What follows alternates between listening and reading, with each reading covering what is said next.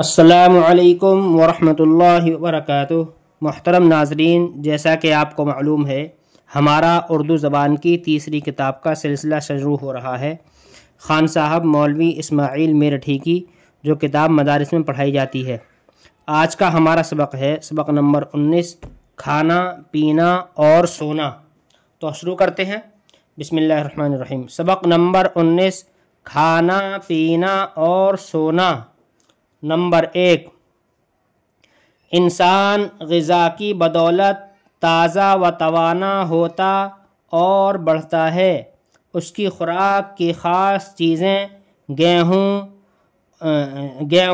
چنا، چاول، میوہ، ساگ، پات، دودھ، گھی ہیں۔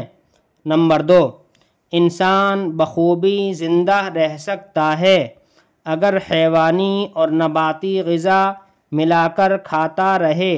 حیوانی غذائیں وہ ہیں جو حیوانات کے جسم سے حاصل ہوتی ہیں، مثلاً دودھ، گھی وغیرہ۔ نباتی غذائیں وہ ہیں جو درختوں سے یا سبزے سے پیدا ہوتی ہیں۔ نمبر 3، درخت اور سبزے سے جو خوراک آدمی کو ملتی ہے ان میں سے بعض تخم ہیں، مثلاً گیہوں، چنا، مٹر، ماش، مونگ وغیرہ۔ بعض پھل ہیں، مثلاً کدو، ترئی، بیگن، خربوزہ، تربوز وغیرہ۔ بعض جڑیں ہیں جیسے گاجر، آلو، شلغم، چقندر، پیاز وغیرہ۔ بعض پتے ہیں جیسے میتھی، پالک، سویا، پودینہ، ہرا دھنیا وغیرہ۔ بعض پھول ہیں جیسے گوبھی کا پھول، کچنال کی کلیاں وغیرہ۔ نمبر 4، حیوانی غذائیں اور غلہ آدمی کی اصلی خوراک ہیں کیونکہ ان سے گوشت، پوست اور ہڈی کو مدد پہنچتی ہے، مگر ترکاریاں اور ساگ ایندھن کا کام دیتی ہیں۔ وہ بدن میں حرارت بڑھاتی ہیں، اس حرارت سے کھانا ہضم ہوتا ہے اور آدمی زندہ رہتا ہے۔ اگر ہری ترکاری بالکل نہ ملے تو بعض بیماریاں پیدا ہو جاتی ہیں۔ نمبر 5، دودھ نہایت لطیف و نفیس غذا ہے۔ اس میں وہ سب چیزیں شامل ہیں جو انسان کی زندگی قائم رکھنے کے واسطے ضروری ہیں۔ قدرت نے کیا حکمت سے یہ مفید عرق تیار کیا ہے جس میں کھانا اور پانی دونوں شامل ہیں اور انسان کو ہر حالت میں نفع بخشتا ہے۔ بچہ، جوان، بوڑھا، تندرست، بیمار، سب کے مزاج کے موافق ہے۔ نمبر 6، جو غذا ہم کھاتے ہیں وہ معدے میں پہنچ کر پکتی ہے۔ اس میں سے جو کارآمد حصہ ہے وہ خون بن کر بدن میں رہ جاتا ہے، باقی فضول حصے خارج ہو جاتے ہیں، مگر ایک بار جس قدر خون بنتا ہے وہ ہمیشہ کے لیے کافی نہیں کیونکہ ہر وقت صرف ہوتا رہتا ہے۔ کچھ حصہ سانس اور پسینے کی راہ سے باہر نکل جاتا ہے۔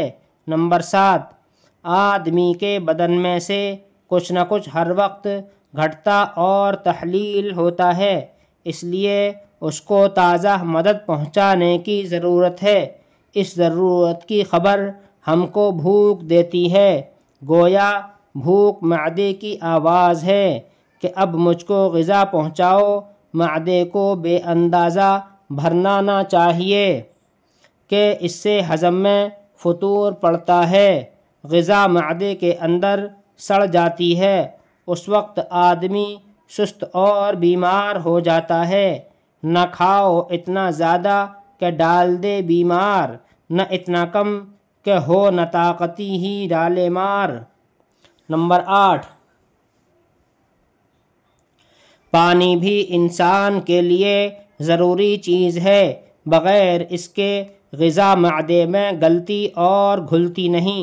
جب معدہ اور بدن کو پانی کی خواہش ہوتی ہے تو ہم کو پیاس لگتی ہے۔ نہایت صاف ستھرا اور ٹھنڈا پانی پینا چاہیے۔ گندا اور ناصاف پانی آدمی کی صحت میں خلل ڈالتا ہے۔ چائے اور قہوے کا پینا بھی مفید ہے، مگر نشیلی چیزوں کا پینا نہایت مضر ہے، اس سے ہمیشہ پرہیز واجب ہے۔ نمبر 9، بعض آدمیوں کو تمباکو پینے یا کھانے کی لت پڑ جاتی ہے۔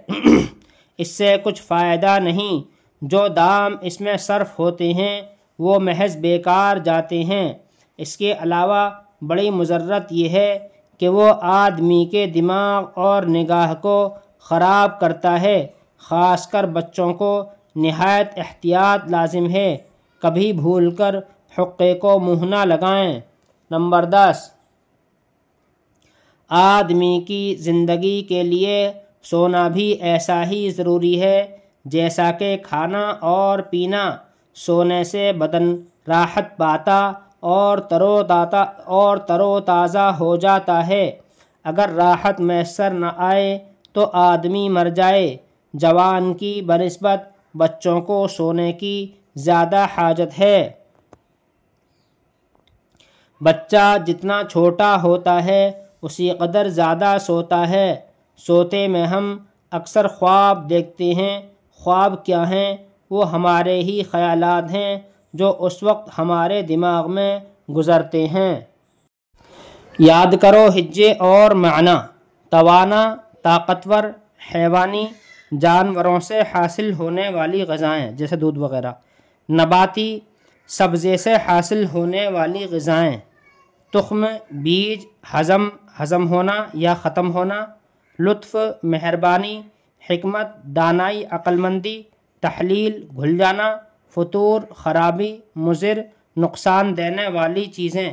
مضرت، نقصان، علاوہ، علیحدہ، الگ۔ والسلام علیکم۔